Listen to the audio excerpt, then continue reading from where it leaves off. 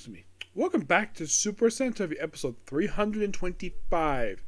We're reviewing episodes 19 and 21 of Abaranger, along with one of their two movies released throughout their show. The title of this movie is called Abaranger Deluxe, Summer is Freezing Cold. Throughout 1920, we're introduced to the last two of the dinosaurs. First of which basically is a green Pantosaurus. Yep, introduced in 34. Who speaks Spanish? Like what? Spanish. Yeah.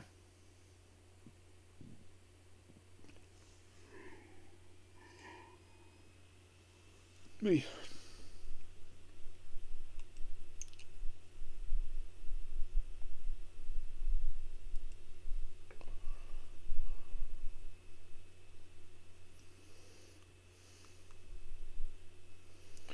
Yeah.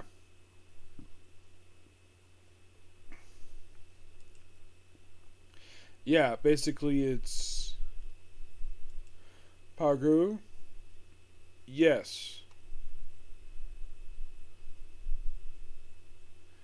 Create the scissor mode for yeah, it just randomly shows up and it speaks Spanish. Yep, it has a form that he turns into that if you're really curious,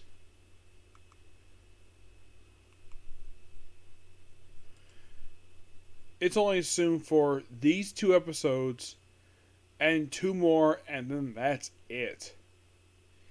Yeah, merge the thing, and of course, this episode's also ready for debut of Top Gear. Yes, pretty much in a way, this is basically Drago in Dino Thunder. Which for some reason they call it Dragon Zord. This stuff like it's not a dragon, it's basically a dinosaur. It's his personal Zord, and then the very next episode, he brainwashes the Stegosaurus Zord to become part of his own mecha, referred to as Killer O, and has a fight with basically Abare, which he beats him with it. Though by the end of the episode, he ends up basically going through many ways because, well, he's only going to basically fulfill his potential. Yeah, that's kind of in a way what the 1920 are. Just the introduction of two Zords, and basically, well, yeah. Really cool the fact they did this. Excuse me. Then basically, 21 is a weird episode. Yes, it's the return of Yatsawini, the 12th Pteranodon. Now you were thinking, wait a minute, wasn't this thing destroyed in Abba Killer's debut in episode 18? Nope. So Abaranger captured him, put him inside of his belt, and made this monster is basically his manservant. So he decided to call up he calls Evelyn, asks to come back, and his creator is like, you are embarrassment, Evelyn's. Do not call me back. And then he proceeds to act really weird, do some rampaging, and then Alba Yellow shows up, and this is before she transforms, and is like, oh, because she was scornful with him, he immediately falls in love with her. I am not kidding.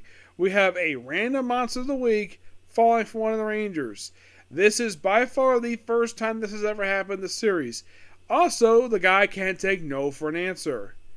And I think it's so funny, the fact you have Ryu and Yokito show up is like, what's going on? This monster fell in love with me. You're like, what? You're like, are you serious? After he runs away, is like, I need an itch. Guys, scratch my back. He's like, okay. He's like, put more effort. Like, okay, scratch. I'm like, yeah, this is kind of funny. And then, they get back to Dino House, where phone call, and it's the monster, who proceeds to sing a song that annoys the whole freaking park, So she proceeds to handle the monster while they basically just ran it. Well, but also, it's revealed in this episode that we have the debut of the final auxiliary monster of Zord.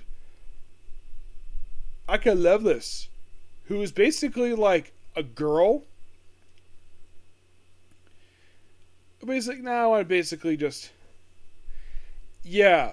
And Burmers becomes Abra Velis. Now, if you're really curious, this particular form is used 3 more times after this. It's a really interesting idea. It had like 2 drill heads, which I thought was really cool. Yeah, and that's the last monster introduced. And then right after this, then we have a freaking movie. Yeah, like right after this Zord's debut, we have the Freezing Cold movie. And it was a double bill movie with Kamen Rider 5's Paradise Lost. Which we'll actually talk about that a little bit here, but not the movie itself. But so basically, opens up with Asuka and his future love, and look like her brother. Restore of Princess Frieza. Yes, the woman is named Frieza, and I highly now I have never heard anything confirm this character's name after the DBZ villain. I don't know. So about these evil dinosaurs and the fact that it's about this special sword. And then we cut to present day, where apparently the Zords were prisoners 6 months prior to the events of the series. So at what point were they brought? They said 6 months. I'm like, okay. So they get freed, and then of course you see the cast just relax at the beach. And then we have the monster movie, who's weird and gives good amount of fan service. Hexaloid, which is a combination of Fireworks, Pimple, Bee, and Venus. Where like the first thing she does, like ooh, and then basically every bikinis. You put Emmy in the bikini, which she actually is a really good bikini. Even Rantu looks a bikini too. You put the guys' bikinis. I thought this was weird. Yeah. And then of course she's spooked away by Frieza, and then, like apparently they think she is Frieza. So they go to Tokyo, use their dino guts, not thinking, wait a minute, the way that Rodori uses this half of the sword, that's something Asuka does with his sword. And you're like, was this role originally written for Asuka and it was changed to Rodori? It is possible that could have been the case. Yes. The fact this could have been Asuka. It's like basically you can tell with this movie, this is supposed to be Asuka's role, but my guess is maybe the actor probably didn't want to do it, so I guess the actor playing Rodori is like, I'll do it.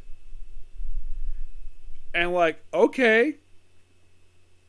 So then, of course, we have the 3 Rangers being chased by the Hexaloid, which they decided to have the 3 stay behind, and of course you have Rory get the other half of the sword. So then she starts acting really weird, at least with stuff like these beads, like one basically to make blue shrink, yellow have multiple herself, black nothing for some reason. Either that they probably have a problem with this. It's really weird this particular scene. Oh, and how he gets back to the normal size? Yeah, basically hops on our black shoulder. Basically has our yellow fire put basically his tiny self inside of her gun, fires into the person's mouth, and he fires inside, gets restored, and I'm like, what was the point of that? And of course, Ryuju is like, why did he go giant size? Because we said sacrifice make her powerful. Really? Yeah, and like, oh, and then of course, basically we have a Gigatoy being built in the movie, but it's not shown what the thing looks like until like the very end. So he's like, yeah, and of course, basically, then they get the sword, and of course, Abra Killer shows up and fighting, and then it turns out this is not Princess Frieza. Nope, it's somebody wearing her skin. Yes, this is actually. Dimensional Drifter Gavaloid, who is an original villain who never appeared in Down Thunder. Oh, and I will give you a little fun fact about this movie, and you're like, really? That's what they adapted for Down Thunder? Well, we'll get to, oh, by the way, the studio they go together half the sword, it's a studio that airs Super Sentai in Japan, TV Ashi. So they battled for quite a while, and of course, Abaranger is taken out for reasons. And basically just loans his Zords to the Abarangers to use in the fight. When the evil Zords show up, and of course it merges his own Megazord. Any other Zords get frozen, with exceptions of 3. Top Gun supposedly is frozen, but they don't really show it until the air Zords get frozen. And eventually, Alpha Black's like, screw this, and unfreezes all of them. And then we have Top Gear and Segazords basically merged from Killer Abare, the first time this makes appearance in the franchise. Yep. And use that plus the air mechs to beat this particular monster, beat the Zords, and then eventually he's destroyed the Rangers themselves. And then it's revealed there really is a Princess Frieza. They think it was a fake. She was actually a sword and proceeds to use her form to kiss Ryu on the cheek. And he's embarrassed by that. And then after realize, oh crap, we forgot about Mai and the others. And Emmy, who was frozen early in the movie, is defrosted. And there's also a really funny scene here where like the thing, a lot of the episodes of Bakuryū, Abaranger, Microcosm will do a lot of dancing. This one's basically the Avalons doing it. And they even have them go inside the Daniel hut, which that was kind of funny. And after the credits, because has his rider ready, and then Rich is like, sorry, we gotta make room for 555. As in Kamen Rider 555, which is the second time ever that Kamen Rider has been mentioned in the history of Super Sentai. The last time this happened was in Jack vs. Go Ranger, back in 1978. That was the last time officially we had this happen. So at this point, it had been like 24 years since they did this. I thought it was quite funny, and it would be nice to see his giant toy, but if you're curious, does this giant toy appear in this movie? Does it appear in the series? Nope. It was unused because the movie ended. Yep. I gotta admit, the movie is a lot of fun. It looks very beautiful to watch, and it feels like the way it's shot. It's like a 90s summer blockbuster. This movie, which I've heard that for the summer movies, this is considered to be the best one for the Heisei era. Which I haven't seen all of them yet, so I can't exactly give that. I can't agree with that. Now, I can't get on that bandwagon by that just yet, but it is a good movie. I enjoyed it. Yep. Also, I made a slight update basically when I take a break. My original plan was episode 32, but I decided it's episode 34 because I can just deal with some after effects of these episodes, and 35 begins a brand new story arc. I figured though, 34 is a good place to stop. Yep. But yeah, that's going to be pretty much a particular view. Please be sure to like, comment, subscribe, turn notifications, and do not hit this like button. Next up is a Comic Corner, and I'm going to do one more Sentai video, another Comic Corner, and it's on to my one only anime left. Okay? See you.